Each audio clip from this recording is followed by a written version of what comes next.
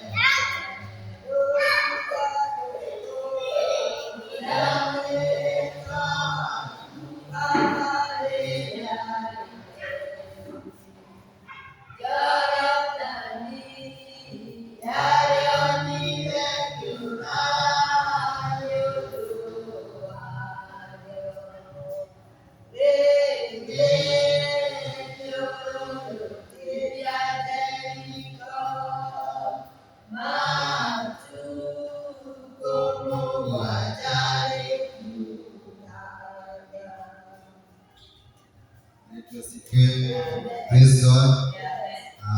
Sikia nimeokoka. Kristo ni Bwana. Nilikuwa nataka kuendelea kitabu chenye tulikuwa tunasoma. Haleluya. Lakini nikaona kama letewa neno lingine.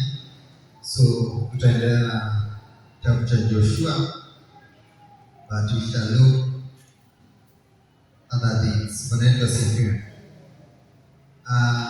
Hizi ni vitu ambazo they are needed to be dedicated or to be set aside. Bwana asifiwe. Some of these things ya kwanza the first fruits. Bwana asifiwe. The first fruits of both human and animals. Bwana asifiwe. And for the unclean animals, they are supposed to be exchanged by chikakura na zile za clean animals. Bwana asifiwe. That is the book of Exodus 30, Exodus 30, 1 and 2.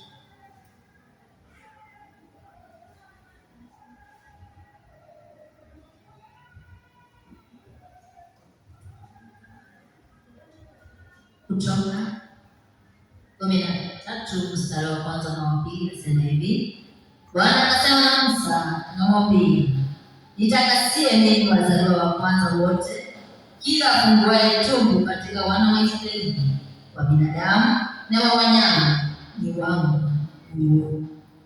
Bwana asifiwe. That was a command from God that we must dedicate the firstborn of both human and animal. Bwana asifiwe. What is to dedicate? It means to sacrifice or to consider something belongs to God. Bwana asifiwe. Nichotoka ukura wakurani mwana nichotoka haya mwana akadedicate wakurani mwana na kitu kile twalea. Bwana asifiwe. That one is a must. Bwana asifiwe. Then tutaruka kidogo in the book of Deuteronomy 20. Deuteronomy 20.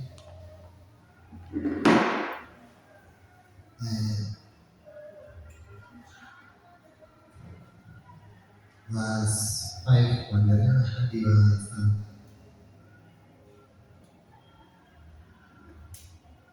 tutasoma tu kidogo hadi kwenye tuone vitu zingine ambazo ni muhimu sana. Tutasomea verse 5, Deuteronomy 25. Na maakida na waseme na watu na kuwaambia, ni mtu gani aliye hapa aliyejenga nyumba mpya wala hataiweka wakfu, aende akarudi nyumbani kwake, asije akafa mapiganoni, ikawekwa wakfu na mtu mwingine.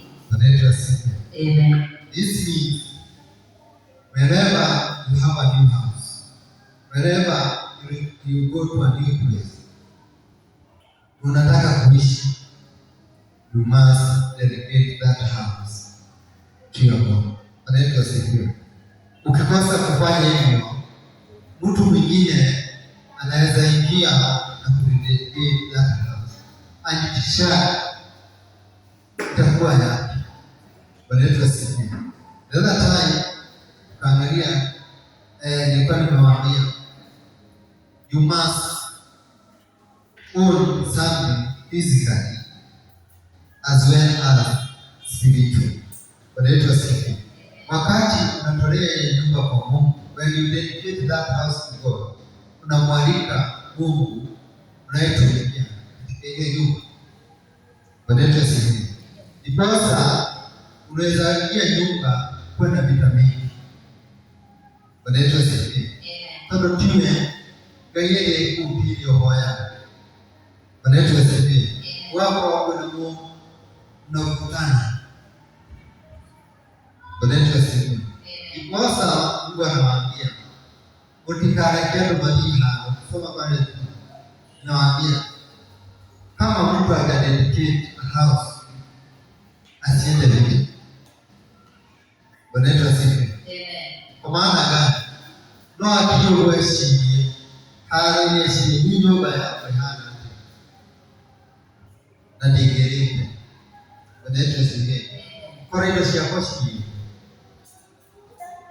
Praise God. Amen. Because it is very important to dedicate that house to God.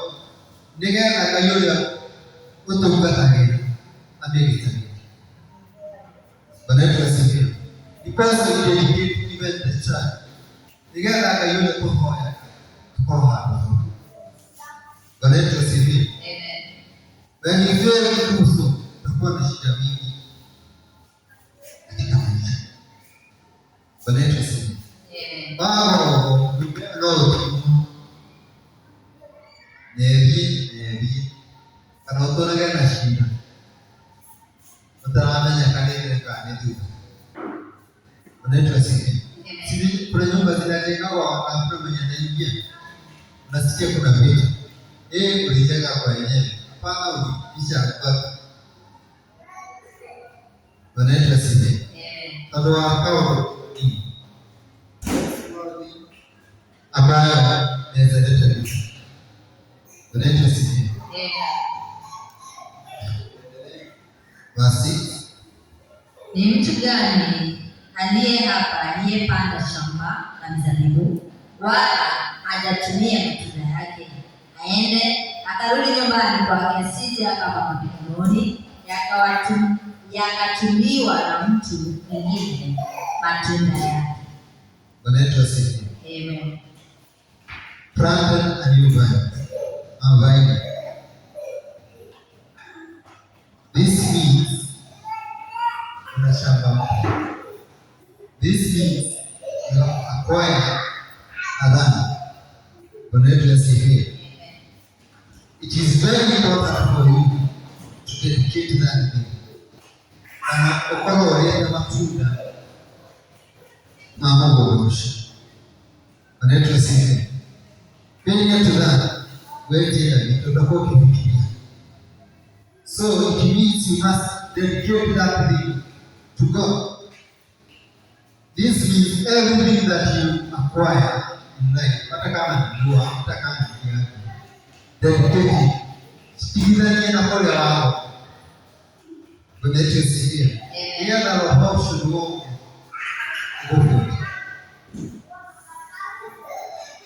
yetu sisi. Ana karo gayini yako ni aje kufikiri. I was watching a documentary a pastor from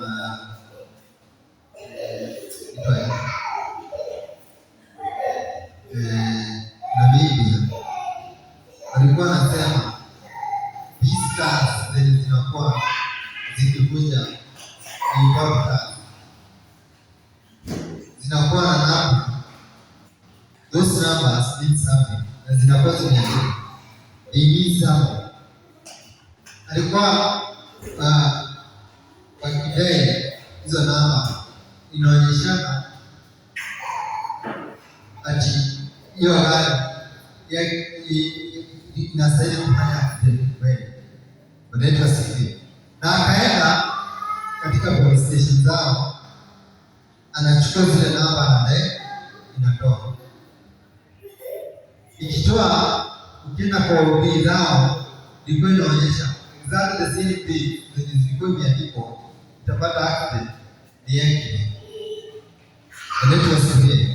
He went further, again, akiolia mwana, gari na ndoa mtihenga. Ndoa mtualile kwa identikito. Wanaitwa sivyo. Akiwa nilinunua. Kwa hivyo ni yangu, kila kitu kinasoma ni yangu. Wanaitwa sivyo. But spiritually, iko hivyo. It was not dedicated. Kama ndio mimi halinga hii. Au kama ile nenda kama ile. Ikiaga ile. Wanaitwa sivyo.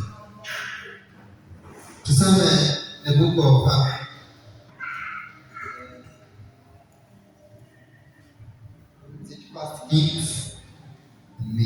First Kings 30. First Kings 30.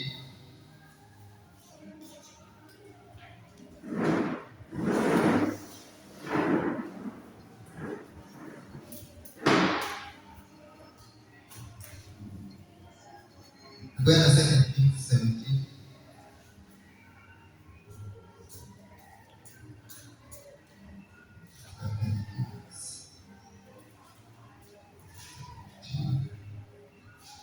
Second Kings 17, 24 to 29.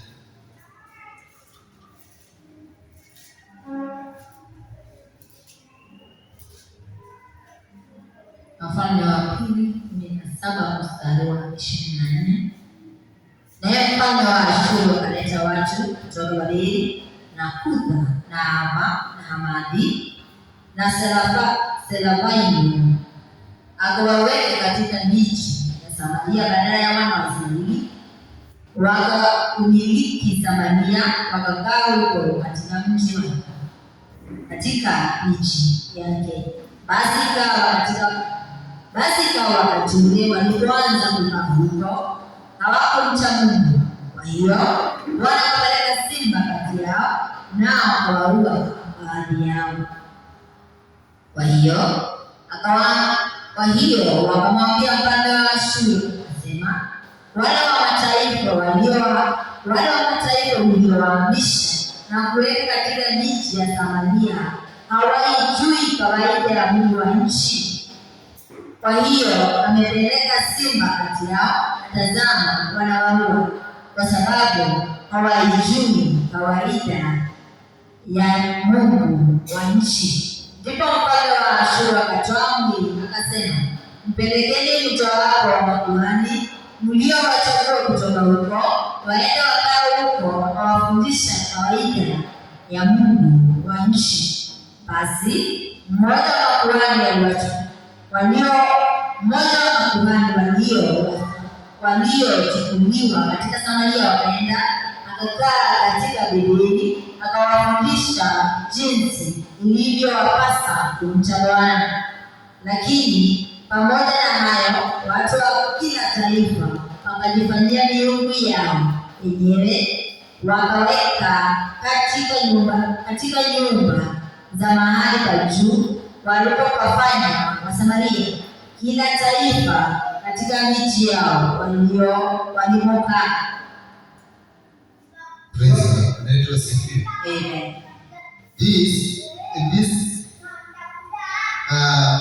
Mahali hapa wana wa Israeli walikuwa wamepelekwa mateka.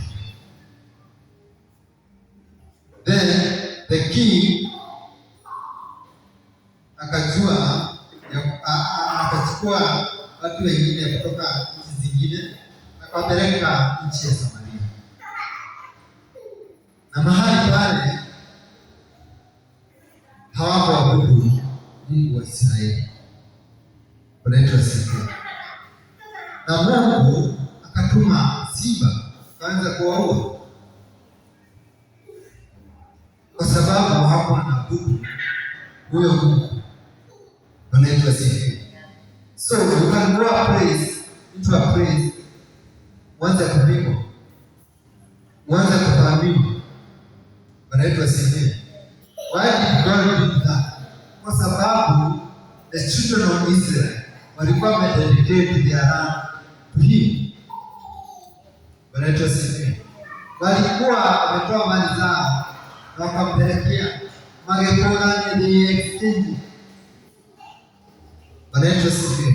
They dedicated their land to their God. Then a new nation ama watu wa mataifa wamekuja na wameingia, wanaanza kupigwa. Mungu mwenyewe anatuma simba. Kwa hivyo unaweza enda bahari upigwe bila ya kujua, uanze kukua mgonjwa. Wewe unafikiri ilikuwa jambo rahisi? Watu wangapi walikuwa wameuliwa? Ni watu wangapi walikuwa wameuliwa? Kikosa ilikuwa kitoke kwao ya Samaria waende hadi Syria walipoti. Waende wakaripoti so that the king can go or send someone to go and investigate. Ama ni ukweli ama ni uongo. Because kings ama the leaders wafanyaji uamuzi bila kujua nini inaendelea, ama ni ukweli ama ni uongo. And the king came up with the solution. Wapeleke kuhani, the priest,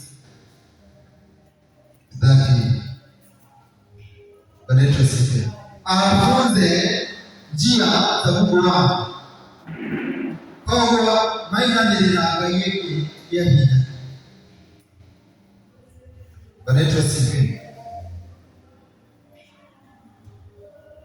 Hata sisi tusipodedicate things that we owe, that we have done, no kinamilio kaiye ya hina.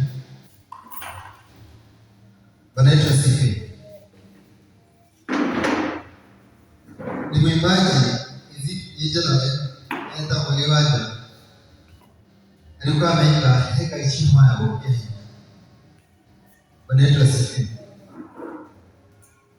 Heka heshima ya Niki, because you did not dedicate something that you owe, something yenye wewe umenunua na zako na mali zako, huko dedicate kwa Mungu wako. So ile zinakupiga miungu ya hiyo nchi inakupiga. It was until the priest came akimwambia Gai jirashia Gai. Even though hawakubadilika na kufanya yenye Wanaisraeli walikuwa wanafanya ama kuabudu, but wakati grace ilikuwa inaingia walikuwa wanakimbilia huyo. Vita ilikuwa mingi hawashakuona. Kwa sababu wasipofanya hivyo Mungu alikuwa anamaliza. The other thing is Mungu alikuwa anapeleka wana wa Israeli mateka so that he can cleanse their land. Wanaitwa sihiri. So that he can cleanse their land. Na ndiposa watu wengine walikuwa wanakuja wakahuo. Wanaitwa sihiri. Sababu ukisoma, it was a prophecy that wakati wana wa Israeli wataasi Mungu, Mungu atawapeleka mateka. Wanaitwa sihiri. So that he can cleanse the land from the idols. Wanaitwa sihiri. Another thing, he can cleanse the hearts ya watu wa Israeli. Wanaitwa sihiri. And these things yenye umesoma hapa ilikuwa inafanyika hadi hapa Kenya. Wanaitwa sihiri wakati wa ukoloni. Mtigwana na mambo wako Danieli. Wanaitwa sihiri. Wakati waliona hawezi kuingia ama vitu inaweza kukua mgumu kwa wakachukua watu wakawapeleka nchi zingine. Kama another branch yenye wako wanaitwa sihiri. So that gaya ulikuwa ile moya moja iingilia ya. Wanaitwa sihiri. Lakini kwa sababu okoroga ya ndio bila hinyani kutigiriro. Wanaitwa sihiri. Kwa mfano, wakati Danieli aliambiwa wasijudu another god, alikataa. Wanaitwa sihiri. Luka Shadraka, Meshaki na Abednego walikataa. Si walikataa na wakakataa. Wanaitwa sihiri. Sababu walikuwa wanajua Mungu wetu kwa Mungu. And God showed them. Wanaitwa sihiri. Aliwatoa katika moto, alitoa Danieli katika tundu la simba. Wanaitwa sihiri. Even though circumstances can force us to do something, lakini tukijua Mungu wetu ni nani, tutikana hivi. Wanaitwa sihiri. Usikubali.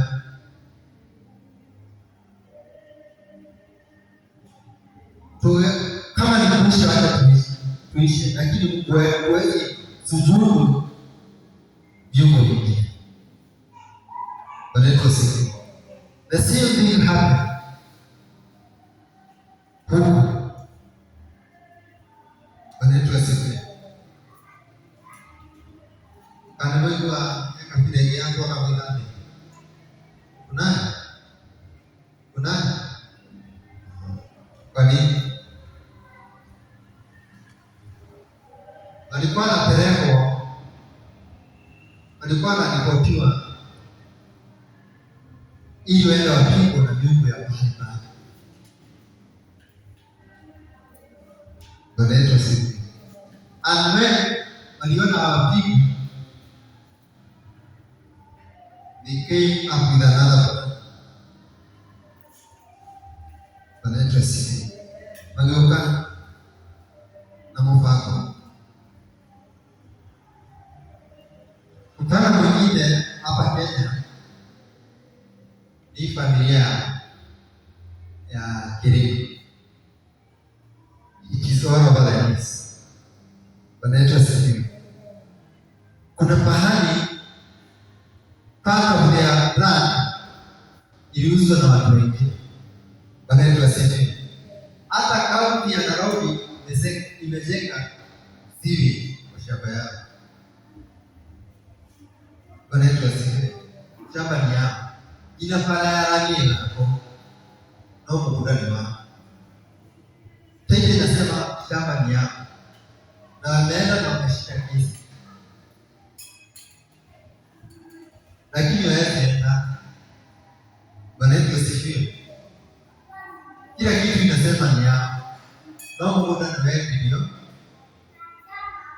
Jina wamage linapeleka hiyo kitu ya mali begi mawaya na ndio inegero kunaitwa sisi basi pia shamba ni ya na ni kweli wanaishi huko hawana title wakana certificate anaitwa sisi wanapewa certificate na watu Kristo na kijana na ile certificate atapewa huko wanaitwa sisi. Kwa nini? Kuna watu wengine they went and dedicated that land to their God. Wanaitwa sisi. Wakao spiritual. So physically hata moja kwa magoti hata mshinde wale wamemiliki. Wanaitwa sisi. Ndipo hata saa hii wanauliza kama spidi wanaitwa sisi. Wale wenye walifanya hivyo wao hao mali wanaitwa sisi. Mali itakapo kadiri kitakaia na makali na muhuri ni mali ya kiroho na makali ya kiroho wanaitwa sisi. Ndiposa watu wengine wananyang'anya mali zao, na ni kweli their soul goes to waste unless they dedicate whatever they have got to their God. Wanaitwa sisi. Hata saa hii anaanza kuuza mashamba, those sales and do business selling the land. Wataka mchezo wanaitwa sisi. Magona the following day wakikana ushaje peto watu wana they are pleased that wanaitwa sisi. They are pleased to that land. They dedicate the land to their God.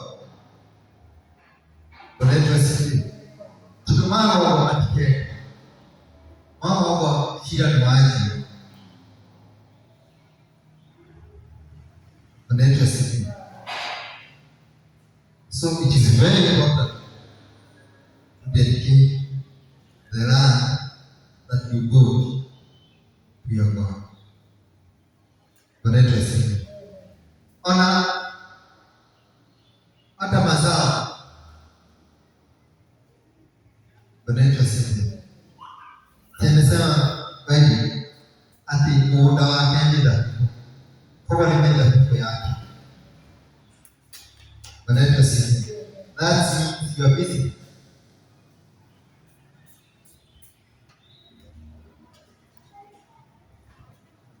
Turudi the book of Deuteronomy.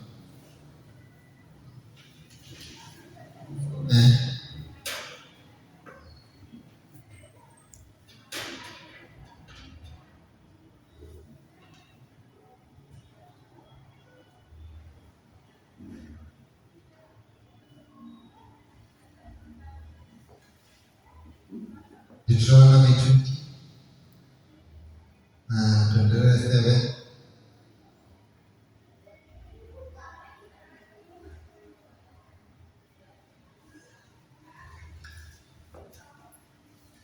Na mtu gani hapa aliyemkosa mke wala hajaoa, aende akarudi nyumbani kwake, asije akafa mapigano, huyo mwanamke akaolewa na mume mwingine.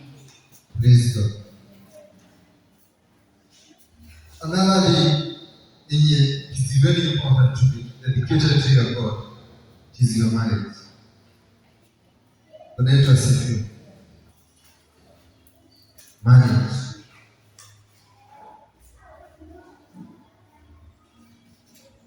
Because this is continuity.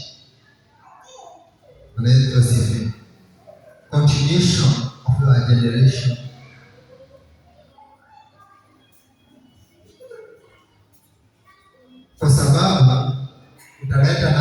generation to this one. Bwana wetu asifiwe. Chukua mfano wa Ibrahimu.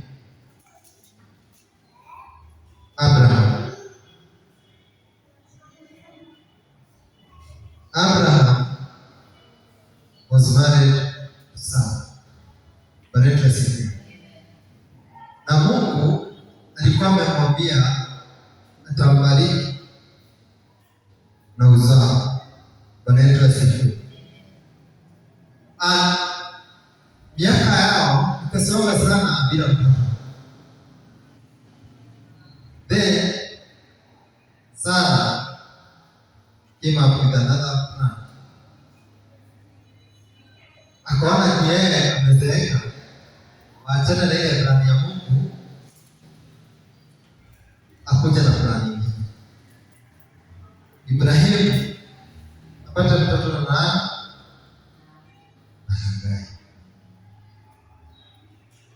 Na akapata mtoto anaitwa Ishmaeli, the father of Isaac. Bwana wetu asifiwe. Na shida ikiingia leo, Bwana wetu asifiwe. Kuna bahari kusoma nasema, and the child will be on everyone's neck, and everyone will be at his neck. Atakuwa kama mwanapunda. Bwana wetu asifiwe.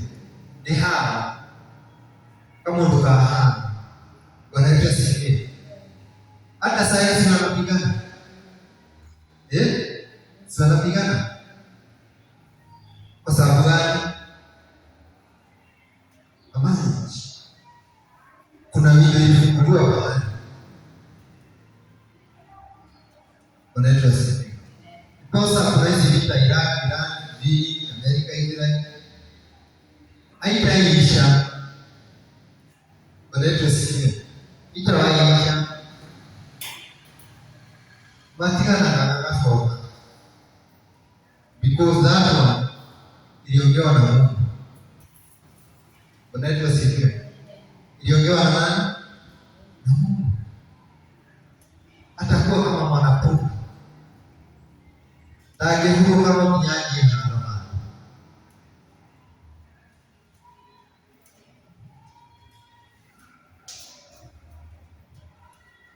Praise God. So it is very important. Unauliza Mungu, unataka nini na maisha yangu? Ukonia hii kapi. Mega dale. Adore makole mama kuoshiria kai. Praise God.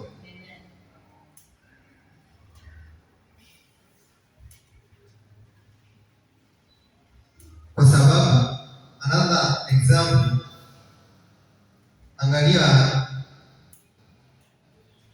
Genesis 36. Wakati malaika the watchers walipata watoto na wanadamu, wanaitwa siku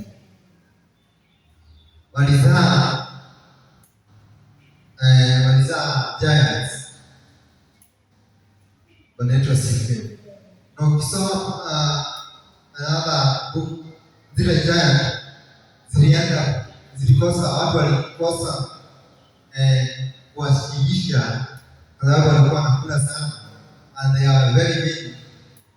They started eating animals. Wakati zilianza kuisha, wakiacha pole yao, wanaisha siku. Wakati then they decided to start eating human, kwa sababu hawapei chakula za kutosha, and there are kills everywhere. Until God akaleta the floods. Bwana wetu asifiwe.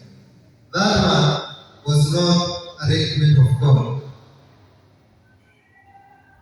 Bwana Yesu asifiwe. Because Mungu anakuwa na mpango wake. Those three areas zenye tumekuza leo determines venye utaishi humu duniani. Bwana Yesu asifiwe. Aidha uishi maisha mazuri bila taabu nyingi, ama uishi maisha yenye itakuwa na shida nyingi. Praise God. Because one, mtu anataka another generation, continuity of your relatives. Bwana Yesu asifiwe. Hata Musa aliombea Reuben aongezeke. Bwana Yesu asifiwe. Baada a curse that was said to him by his father Jacob, Musa being a priest alisimama. Bwana Yesu asifiwe. Akasimama katika pengo na akilanga. Then Reuben knew. Bwana Yesu asifiwe. Because his generation ilikuwa inaenda kwa few and few.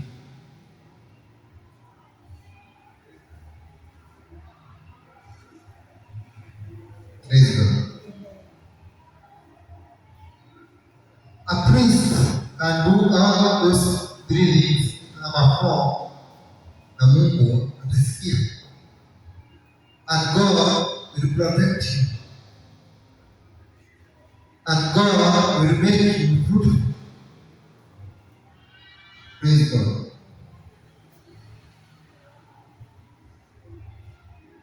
You must dedicate your lives to your God. Because God, doa ulia aliki doa akili, doa ulia udine kungura kulie, ahaya akagiri kunegeza wanawe. Praise God. Ujue nafanya mabamu ni Mungu gani? Ndio apate hiyo kazi.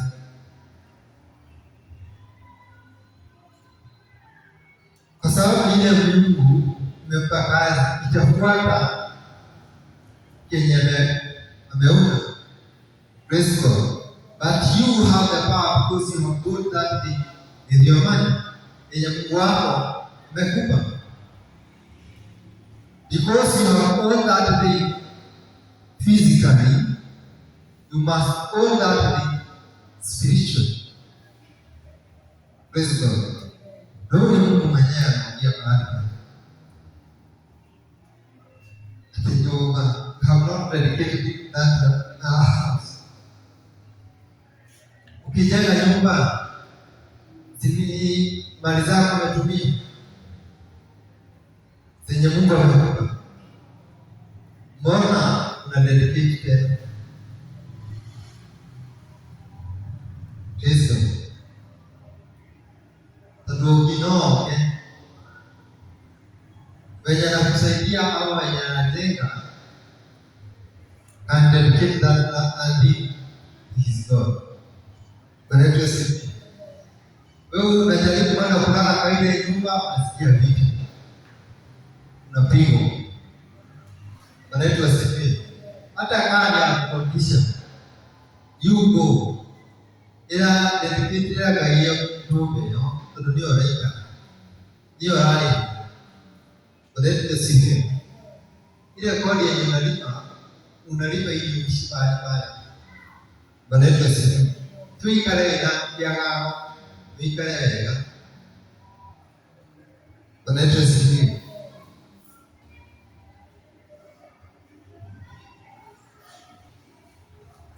Kwa sababu unatumia nguvu yako ili ukae katika ile nyumba. So you go that land. Kama mwenye nyumba hayaje kwa sababu gani? Ushalipa. Bwana Yesu asifiwe. Lazima akuombe ruhusa niingie, lakini ni kwa wewe ushalipa kodi ni kwa for that period of time. Praise God. Hata kama ni shamba umekodisha, dedicate that land to your God. Ningependa kuona kwa hakika katika hura ngai yako. Praise God. Tunekuja kuisa kama Mungu mwenyewe anakuja anauliza nani hao anaishi online wa Samaria. Mungu mwenyewe anashuka anauliza nani hao, na anawapiga. Praise God. Hadi hapo kuna swali? Any question? Mungu uzima.